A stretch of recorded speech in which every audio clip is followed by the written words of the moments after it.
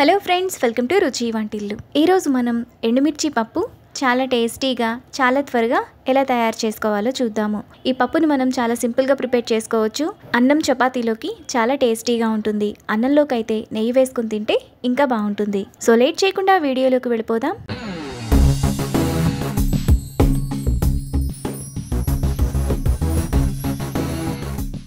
ముందుగా ఎండుమిర్చి పప్పు చేసుకోవడానికి కుక్కర్ తీసుకొని అందులో ఒక చిన్న గ్లాస్ కందిపప్పు, నీళ్లు పోసుకొని కందిపప్పును 3-4 సార్లు బాగా కడగాలి.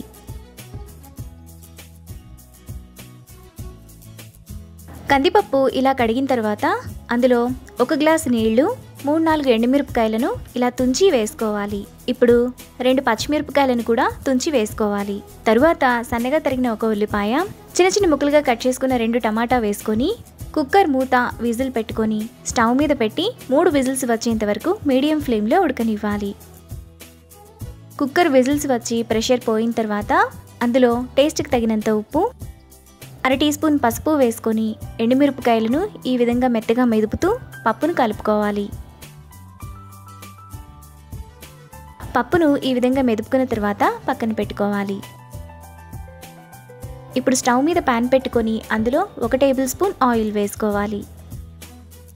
ఆయిల్ వేడైన తర్వాత 1 టీ స్పూన్ తాలింపు గింజలు, 1/2 టీ స్పూన్ కంటే కొంచెం తక్కువ ఇంగువ వేసుకొని ఫ్రై చేసుకోవాలి.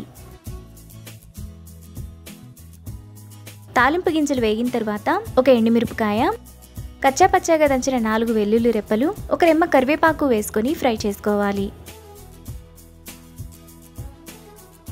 తాలింపు అంతా వేగిన తర్వాత ముందుగా మనం పక్కన పెట్టుకున్న పప్పును వేసుకొని కలుపుకోవాలి.